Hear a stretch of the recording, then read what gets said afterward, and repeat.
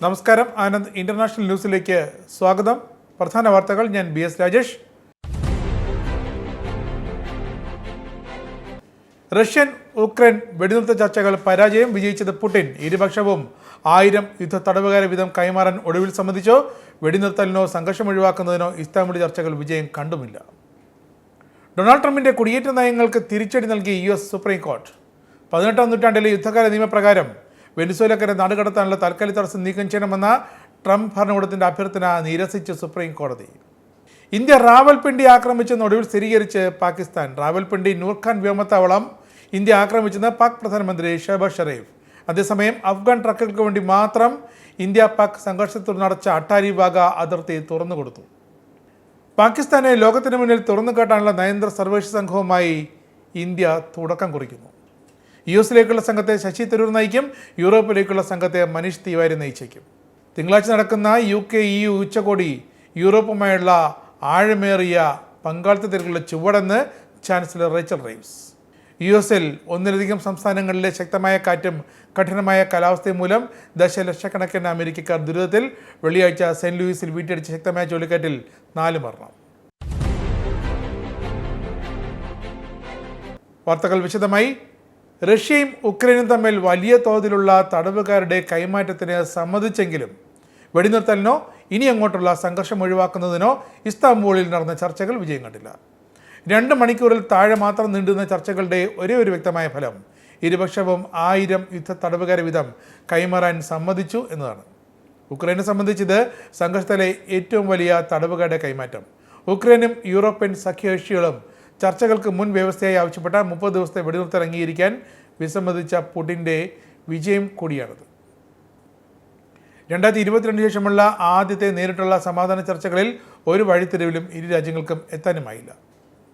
US president Donald ട്രംപിൻ്റെയും European union നിർദ്ദേശപ്രകാരം ചർച്ചകൾക്ക് മുമ്പ് ഉക്രൈൻ 30 ദിവസത്തെ വെടിനിർത്തലിന് സമ്മതം ചെലുത്തിയിരുന്നു.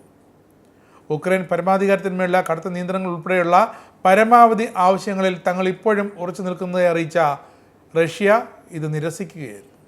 ഡൊണാൾഡ് ട്രംപിൻ്റെ കുടിയേറ്റ നിയമങ്ങൾക്ക് തിരിച്ചടി നൽകി US സുപ്രീം കോടതി. 18ാം നൂറ്റാണ്ടിലെ യുദ്ധകാല നിയമപ്രകാരം വെനിസ്വേലക്കാരെ നാടുകടത്താനുള്ള താൽക്കാലിക തടസ്സം നീക്കം ചെയ്യണമെന്ന ട്രംപ് ഭരണകൂടത്തിൻ്റെ അഭ്യർത്ഥന സുപ്രീം കോടതി നിരസിച്ചു. ഗുണ്ടാ സംഘങ്ങളിൽ നിന്ന് ആരോപിക്കപ്പെടുന്ന വെനിസ്വേലിയൻ പുരുഷന്മാരുടെ അഭിഭാഷകരുടെ അടിയന്തര അപ്പീലിന്മേൽ കേസ് ഫെഡറൽ അപ്പീൽ കോടതിയിലേക്ക് സുപ്രീം കോടതി തിരിച്ചയക്കുകയും ചെയ്തു. ഇന്ത്യ റാവൽപിണ്ടി ആക്രമിച്ചെന്ന് ഒടുവിൽ സ്ഥിരീകരിച്ച പാകിസ്ഥാൻ. റാവൽപിണ്ടി നൂർഖാൻ വ്യോമത്താവളം ഇന്ത്യ ആക്രമിച്ചുവെന്ന് പാക് പ്രധാനമന്ത്രി ഷഹബാസ് ഷെരീഫ് സ്ഥിരീകരിച്ചു. 10-ാം തീയതി പുലർച്ചെ 2:30 നൂർഖാൻ താവളത്തിലും മറ്റു ചില സൈനിക കേന്ദ്രങ്ങളിലും ഇന്ത്യൻ ആക്രമണം ഉണ്ടായെന്ന് സൈനിക മേധാവി അസീം മുനീർ തന്നെ അറിയിച്ചു എന്നാണ് വ്യക്തമാക്കിയിരിക്കുന്നത്.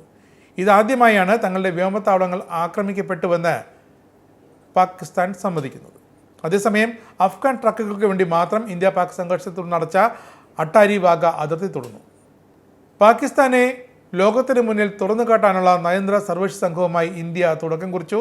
US-ലേക്കുള്ള സംഘത്തെ ശശി തരൂർ MP നയിക്കും. യൂറോപ്പിലേക്കോ പശ്ചിമേഷ്യയിലേക്കോ ഉള്ള സംഘത്തെ മനീഷ് തിവാരിയാകും നയിക്കുക. മുൻ കേന്ദ്രമന്ത്രി ഗുലാം നബി ആസാദ് മറ്റൊരു സംഘത്തിൻ്റെ നേതൃനിരയിലുണ്ടാകും. പ്രിയങ്ക ചതുർവേദി, സുപ്രിയ സുലെ, കനിമൊഴി, അസുദ്ദീൻ ഒവൈസി എന്നിവർ പ്രതിനിധി സംഘത്തിൻ്റെ ഭാഗമാകും. ദക്ഷിണ കിഴക്കൻ ഏഷ്യൻ സംഘത്തെ സൽമാൻ ഖുർഷിദ് നയിച്ചേക്കും. സംഘത്തിലെ നേതാക്കളെ വിദേശകാര്യമന്ത്രി S ജയശങ്കർ നേരിട്ട് കണ്ട് തൻ്റെ രാജ്യത്തിൻ്റെ നിലപാടുകൾ വിശദീകരിക്കും.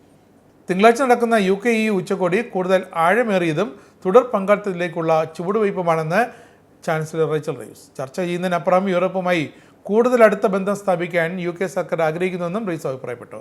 ഭാവിയിൽ UK-ക്കും യൂറോപ്യൻ യൂണിയനും ഒരുമിച്ച് നിൽക്കാൻ കഴിയുന്ന മേഖലകൾ കൂടുതലുണ്ടാകുമെന്നും അവർ കൂട്ടിച്ചേർത്തു. വാരാന്ത്യത്തിൽ ഒന്നിലധികം സംസ്ഥാനങ്ങളിലെ ദശലക്ഷക്കണക്കിന് അമേരിക്കക്കാർ ശക്തമായ കാറ്റും കഠിനമായ കാലാവസ്ഥ മൂലമുണ്ടാകുന്ന രൂക്ഷമായ നാശനഷ്ടങ്ങളെ നേടുകയാണ്. വെള്ളിയാഴ്ച സെന്റ് ലൂയിസിൽ വീശിയടിച്ച ശക്തമായ ചുഴലിക്കാറ്റിൽ കുറഞ്ഞത് 4 അമേരിക്കക്കാർ മരിക്കുകയും നിരവധി പേർക്ക് പരിക്കേൽക്കുകയും ചെയ്തു.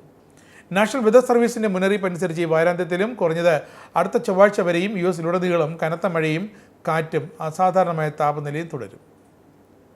UK-യിലെ 350 ധനികരുടെ വാർഷിക പട്ടിക ചരിത്രത്തിലെ ഏറ്റവും വലിയ ശതകോടീശ്വരന്മാരുടെ ഇടിവാണ് രേഖപ്പെടുത്തിയത്. UK-യിലെ ശതകോടീശ്വരന്മാരുടെ എണ്ണം കുറഞ്ഞതായി സൺഡേ ടൈംസിൻ്റെ ഏറ്റവും പുതിയ റിച്ച് ലിസ്റ്റ് പുറത്തു വന്നിരിക്കുന്നു. ചാൾസ് രാജകുമാറിൻ്റെ സ്വകാര്യ സമ്പത്ത് മുൻ പ്രധാനമന്ത്രി ഋഷി സുനക്കിൻ്റെയും ഭാര്യ അക്ഷത മൂർത്തിയുടെയും ആസ്തിക്ക് തുല്യമായി ഉയർന്നുവെന്നും റിപ്പോർട്ടുണ്ട്. ഇരുവർക്കുമൊപ്പം ചാൾസ് രാജകുമാരൻ്റെ റാങ്ക് 20 സ്ഥാനങ്ങൾ ഉയർന്ന് 238-ലെത്തി. രാജാവിൻ്റെ സ്വത്ത് 30 മില്യൺ പൗണ്ട് വർദ്ധിച്ച് 640 മില്യൺ പൗണ്ടിലെത്തി എന്നാണ് കണക്കുകൾ. തുടർച്ചയായ 4-ാം വർഷവും പട്ടികയിൽ ഒന്നാമതെത്തിയിരിക്കുന്നത് ഹിന്ദുജ കുടുംബത്തിൻ്റെ ഇന്ത്യൻ കോർപ്പറേഷൻ ഹിന്ദുജ ഗ്രൂപ്പാണ്. സമ്പത്തിന് ഇടിവുണ്ടായിട്ടും 35 ബില്യൺ പൗണ്ടിലധികം മൂല്യമുണ്ട് ഇത്തവണ അവരുടെ സ്വത്തിന്. ആനന്ദ് ഇന്റർനാഷണൽ ന്യൂസ് സമാപിക്കുന്നു. നമസ്കാരം.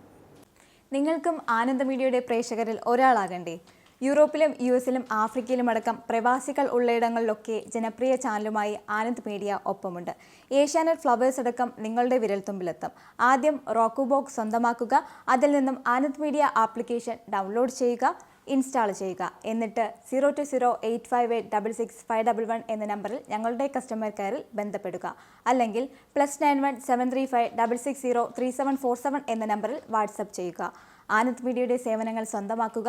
മറ്റു ചാനലുകൾക്കൊപ്പം ആനന്ദ് TVയും എൻജോയ് ചെയ്യുക.